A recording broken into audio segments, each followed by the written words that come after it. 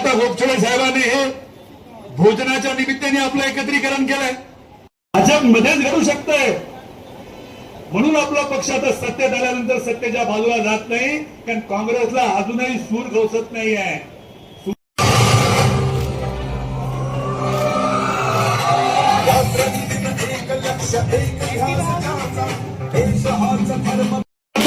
एक रंगबिरंगी शर्ट घालून राष्ट्रवादी आल्यामुळे खऱ्या अर्थाने आता दिवाळीचा फराळाचाच कार्यक्रम आहे असं वाटायला लागलाय.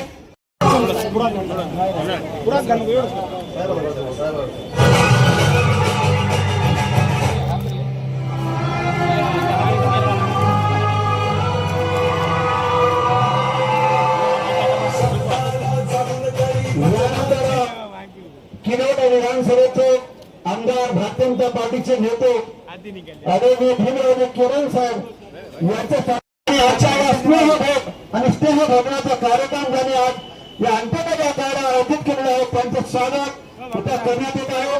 जय भवानी भारतीय जनता पार्टीचा